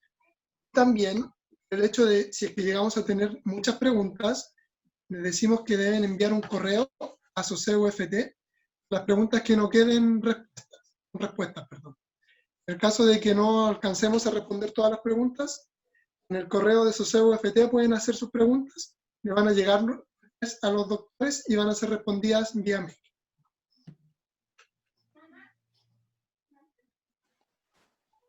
Pasemos a ver si es que hay preguntas. Si alguien levanta la mano para poder darle el audio. ¿No? Si no hay preguntas directas como para decírselo al doctor, vamos a tener que ver por las preguntas que han sido escritas durante el chat, ¿ya? Para que tengamos en cuenta eso. Gianfranco, ¿te encuentras ahí, cierto?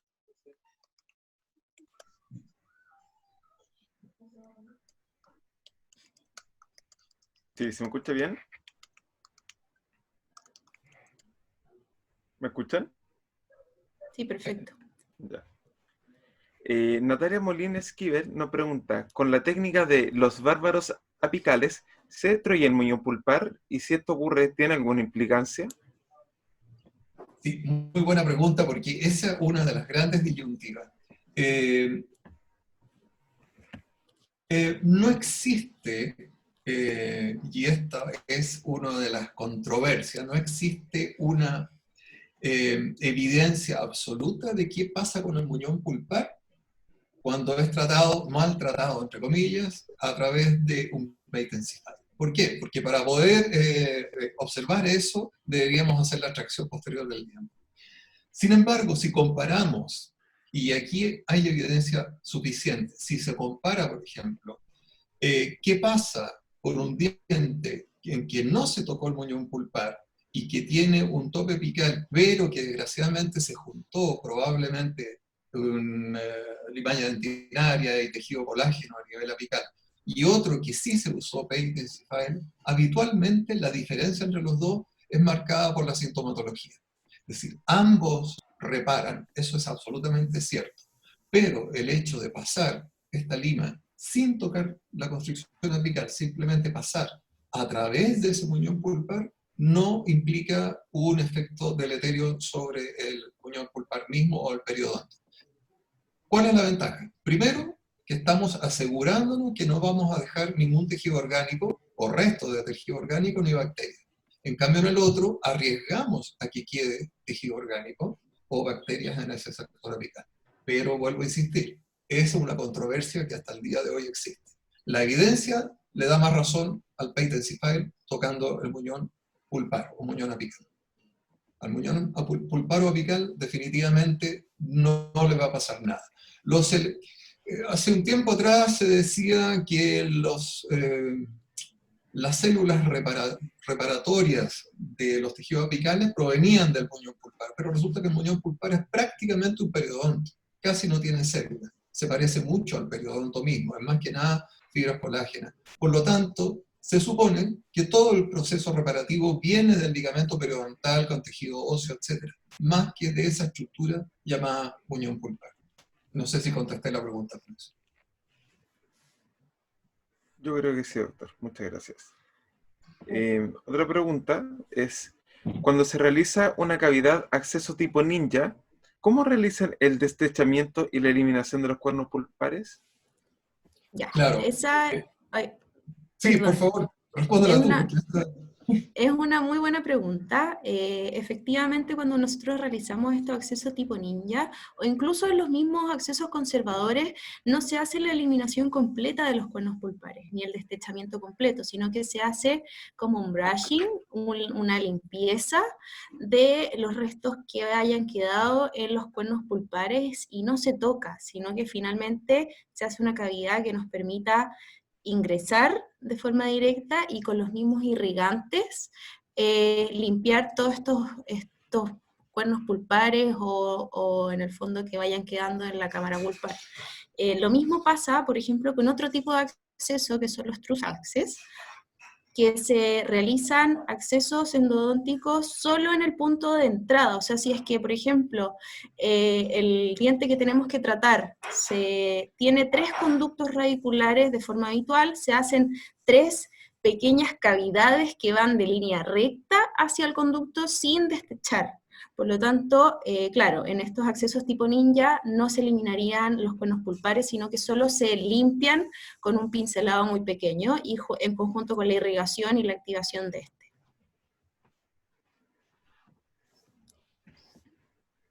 Muchas gracias, Connie.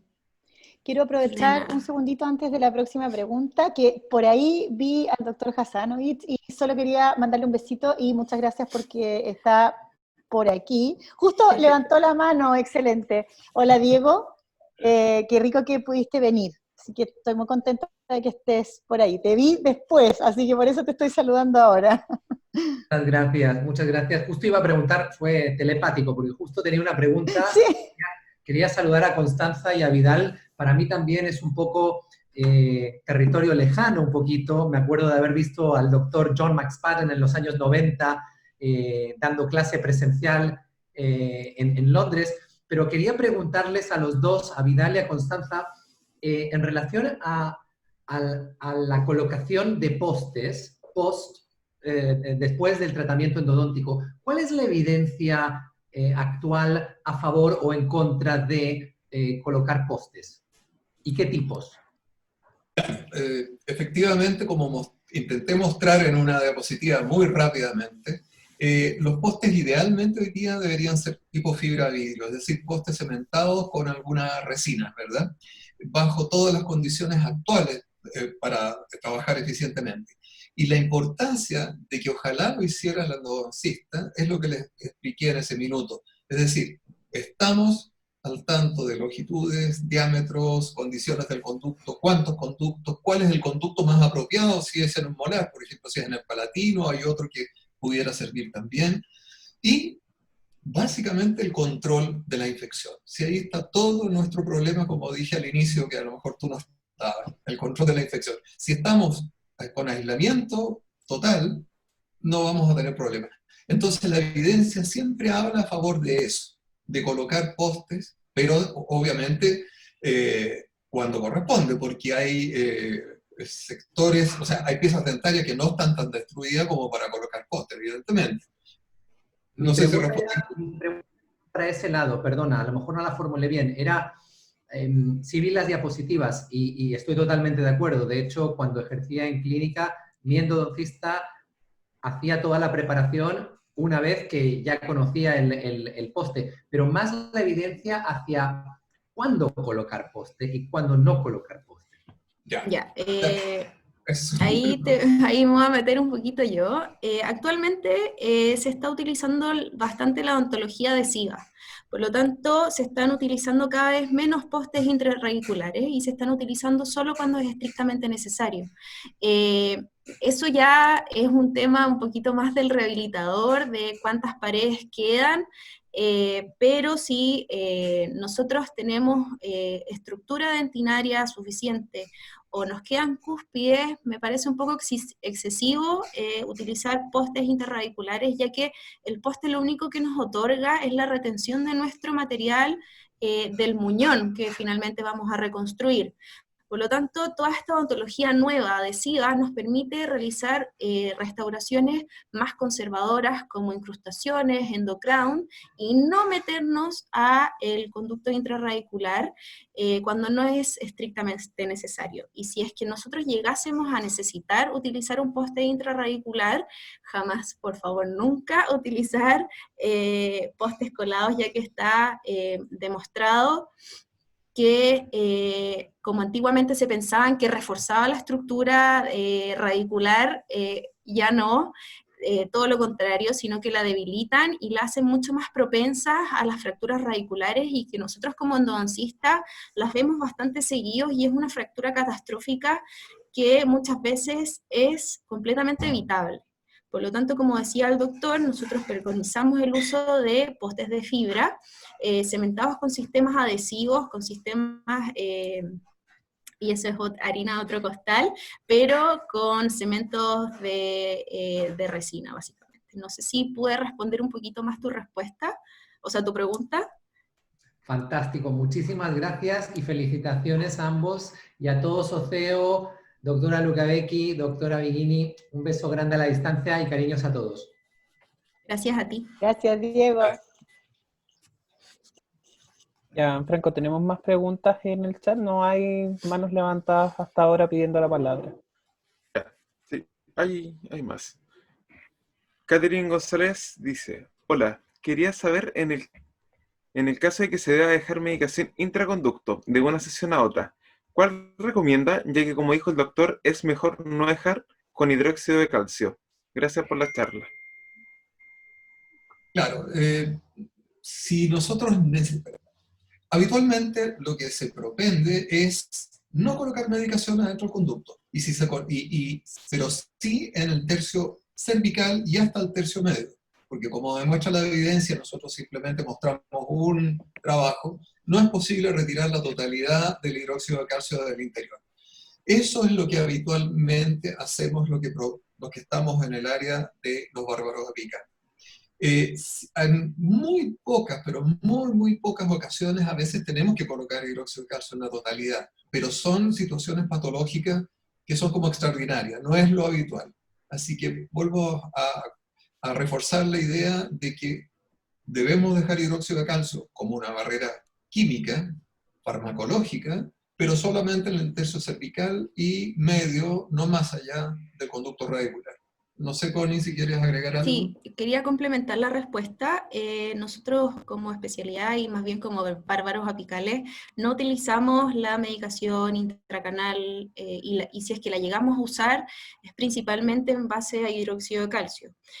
Como mencionaba el doctor, son muy puntuales los casos en los que nosotros necesitamos acudir a este hidróxido de calcio, como por ejemplo en traumatismos dentoalveolares o en la presencia de reabsorciones radiculares, pero son casos muy puntuales en donde nosotros utilizamos herramientas anexas para poder eliminar.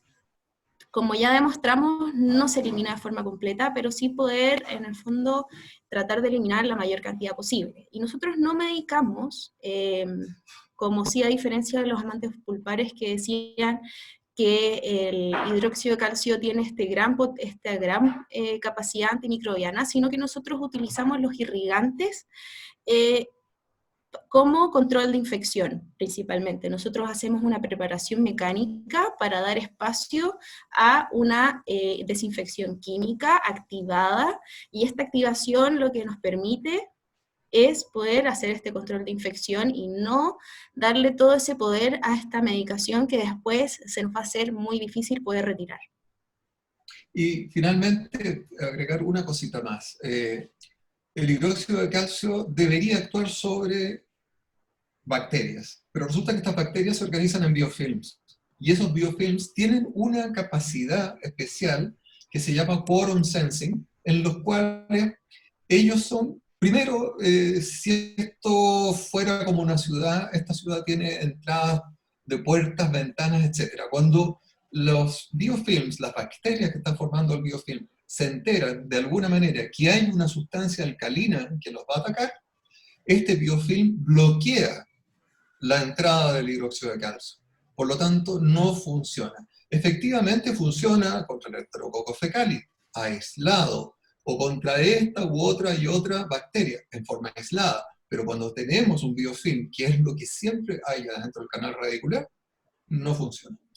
Aquí, disculpa Vidal, vi otra pregunta que dice, si qué hidróxido de calcio no se reabsorbe, ese es el gran problema del hidróxido de calcio, que es soluble en el medio y se reabsorbe en el tiempo. Por lo tanto, claro, va a quedar sumergido en toda nuestra obturación, pero va a quedar adosado a las paredes, y esto se va a ir reabsorbiendo con el paso del tiempo.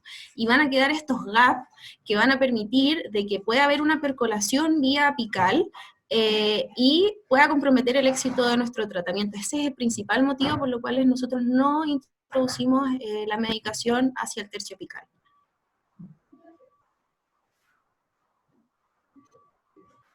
Voy a salirme un poquito de las reglas, así que me va a matar Camilo. Hay una pregunta muy buena en el chat que a lo mejor me gustaría que respondieran. Quería preguntar, en el caso de la obturación termoplástica, si existe sobreobturación, puede provocar riesgo de cuerpo extraño. ¿Hay evidencia sobre eso? Perdón, Camilo.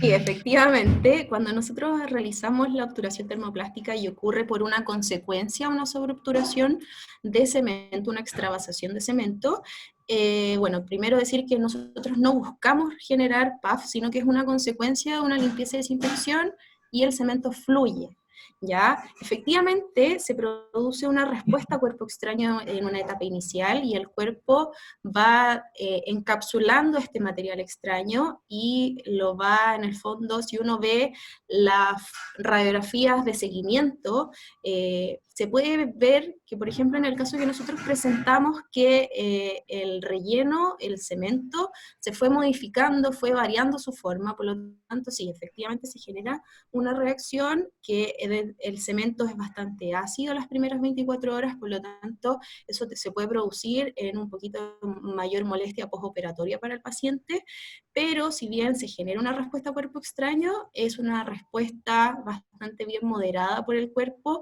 y que puede quedar ahí, no genera ningún mayor inconveniente, o el cuerpo la puede ir eliminando muy lentamente. Sí, complementando un poco, yo no sé, creo que la pregunta también iba por la gutapercha. Definitivamente, si nosotros extravasamos gutapercha, los tejidos apicales, evidentemente no es lo que queremos. Lo único que queremos nosotros es que el cemento fluya a través de estos canales laterales, deltas, etc. Pero no la gutapercha. Por eso debemos tomar ciertas precauciones al hacer la técnica.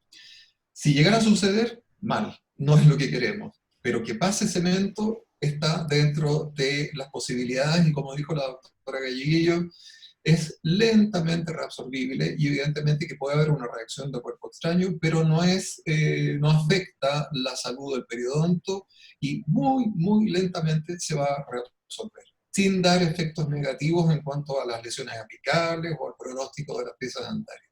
Es preferible para el bárbaro apical obturar la ramificación apical que tiene un conducto radicular, que no hacerlo, a pesar de que hay importantes científicos como el doctor Ricucci que no la promueven, y tienen unos trabajos espectaculares.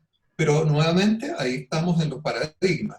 Nos vamos por allá o nos vamos por acá, y hay que sopesar cuál es el camino que vamos a tomar. Ambos son correctos. Gracias, Vidal.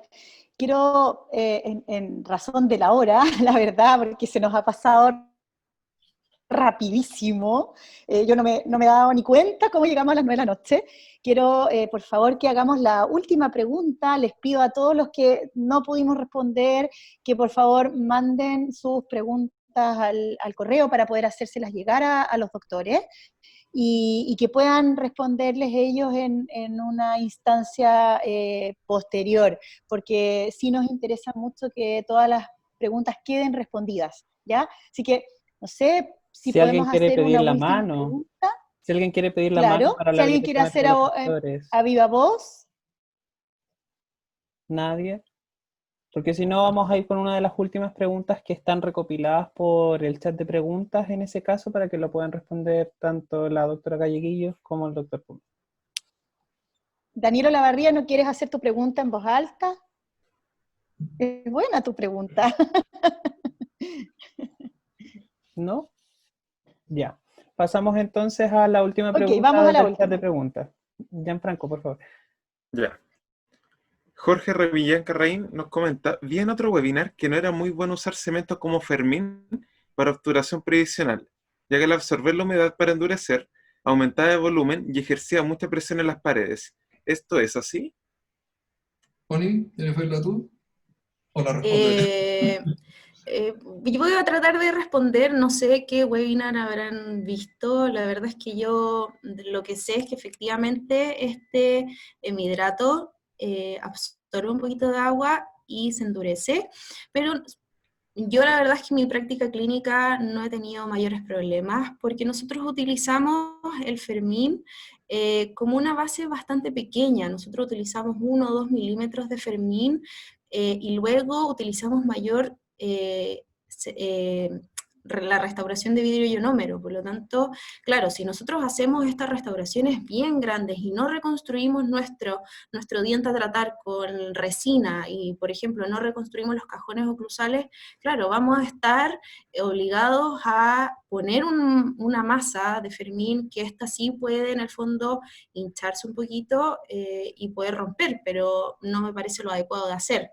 No sé si Vidal quiere complementar un poco mi respuesta.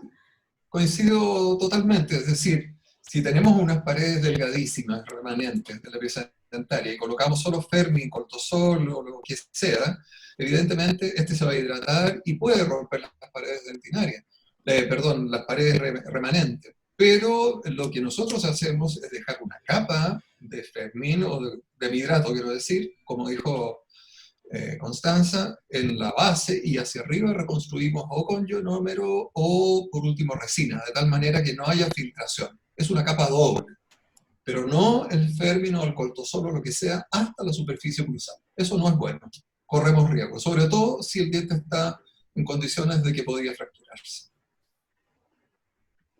Doctores. Voy a hacer una excepción porque Sí. Daniel se atrevió a levantar la mano, entonces le vamos a dar la palabra. Ya, Daniel. Por favor, Camilo, si le puedes dar la palabra para que Daniel haga su pregunta.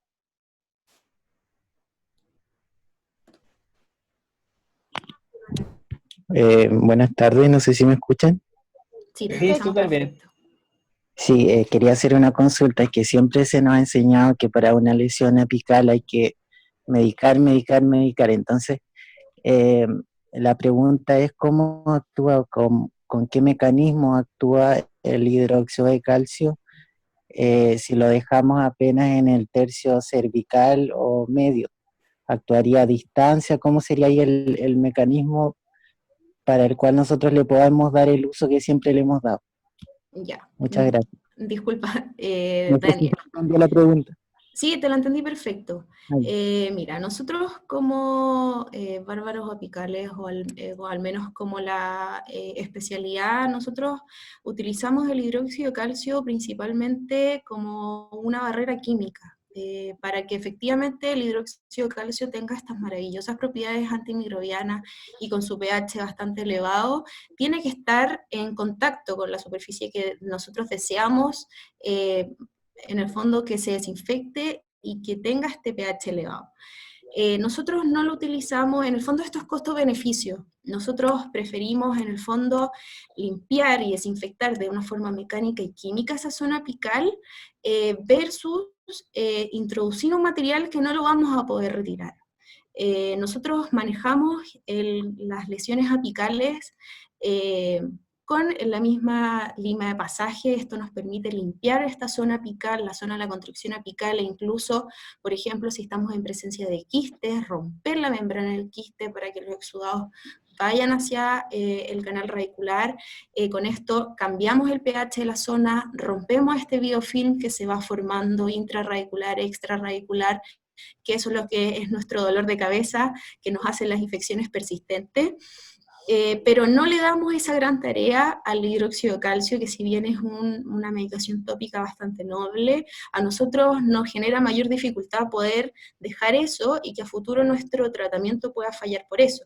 es importante la activación del irrigante, ya sea con el Entactivator, que fue lo que nosotros presentamos, con ultrasonido en ciertos casos, para que este biofilm, si no fue en el fondo debilitado o simplemente lo rompimos con la instrumentación mecanizada, la podamos romper con el uso de estas soluciones de irrigación. Es por eso que nosotros somos majaderos en decir que hay que irrigar, irrigar, irrigar, y eso a la larga va a hacer romper este biofilm bacteriano y nos va a permitir que las condiciones del cuerpo sean un poco más estables, y al retirar el causal de la infección, que es esta pulpa necrótica, pulpa infectada, el cuerpo pueda reparar y darle las condiciones óptimas para que exista esta región periapical. No sé si respondí más o menos tu pregunta.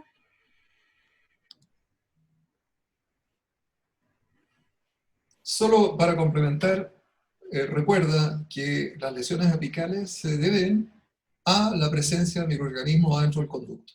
Si nosotros lavamos, irrigamos profundamente el canal radicular, vamos a disminuir la carga bacteriana, y el organismo se va a encargar de eliminar la lesión apical, es decir, ese tejido granulomatoso con fibras colágeno, eso se va a ir calcificando y se va a acabar el problema apical.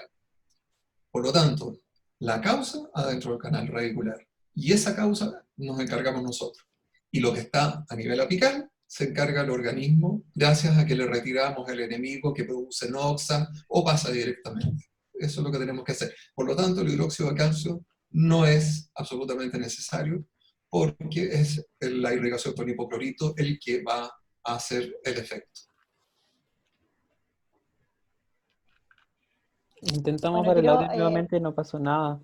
Así que suponemos que respondió la pregunta de Daniel. Lo puso por el chat.